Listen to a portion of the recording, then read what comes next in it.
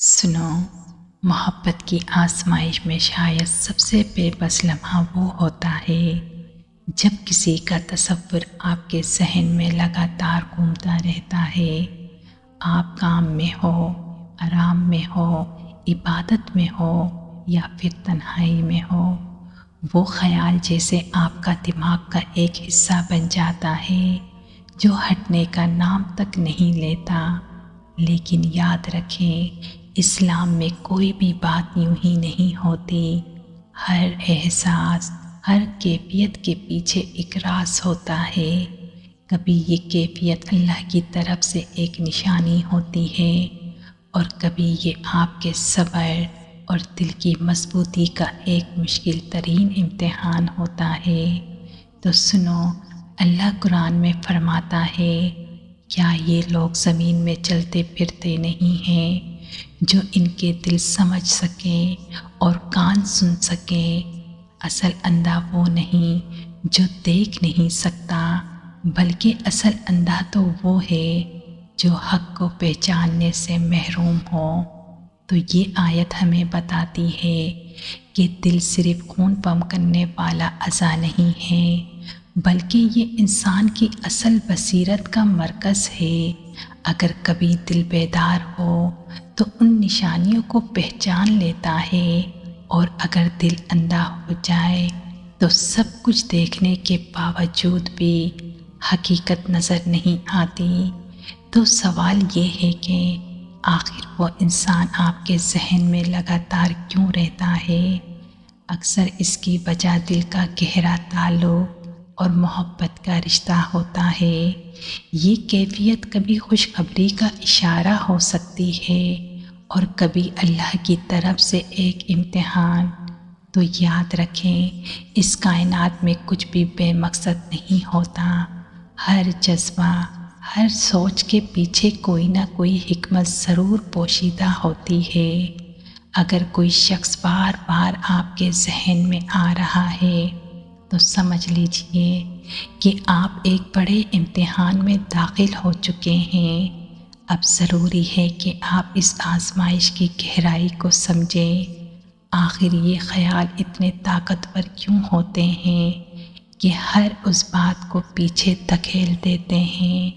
جب اس طرح کی آزمائش شروع ہوتی ہے تو اس انسان کا تصور دل و دماغ پر ایسا چھا جاتا ہے کہ عبادت میں دل نہیں لگتا، اللہ کی یاد ہی کمزور ہونے لگتی ہے، اور اس جدائی کی تڑپ دل کو دیمک کی طرح اندر سے کھا جاتی ہے۔ لیکن یاد رکھیں، ہر کوئی اس امتحان میں ایک جیسا رد عمل نہیں دیتا۔ کچھ لوگ تو اس کیفیت میں آ کر اللہ سے اور دور ہو جاتے ہیں، جبکہ کچھ لوگ اسی کو ایک موقع بنا کر پہلے سے بھی زیادہ اللہ کے قریب ہو جاتے ہیں اور پھر اپنی عبادت میں اضافہ کر لیتے ہیں۔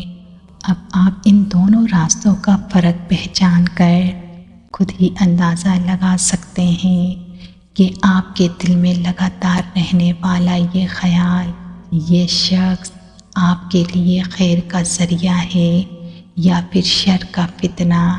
اور ذرا یہ بھی سوچیں کہ آخر آپ اس آزمائش میں کیوں ڈالے گئے؟ کبھی کبھی ایسا ہوتا ہے جو چیز آپ چاہتے ہیں اسے پانے کے لیے آپ کو دوسرے کے مقابلے میں کہیں زیادہ صبر اور محنت کرنی پڑتی ہے۔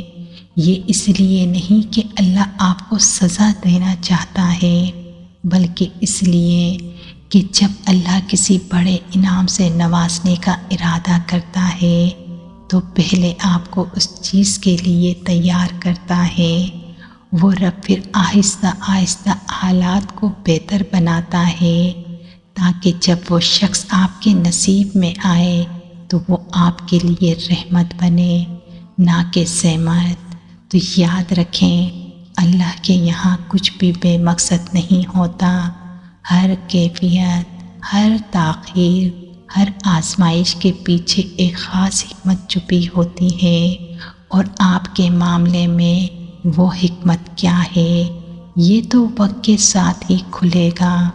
تب تک بس اپنے دل کو سکون دیں کہ سب کچھ اللہ کے ہاتھ میں ہے اور وہ رب آپ کے معاملات کی نگرانی کر رہا ہے، اور اس رب سے بہتر کوئی کر بھی نہیں سکتا۔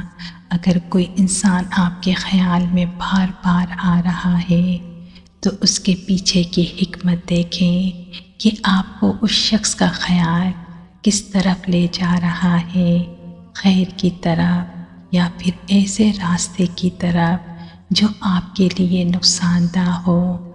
آخر میں یہی کہوں گی، اگر وہ شخص واقعی آپ کی زندگی کا حصہ ہے اور اس کا وجود دنیا اور آخرت کے لیے آپ کے حق میں بہتر ہے، تو اللہ خود ہی آپ کو اس سمت لے جائے گا اور اس رب کا فیصلہ تمہارے حق میں بہتر ہی ہوگا۔ جزاک اللہ۔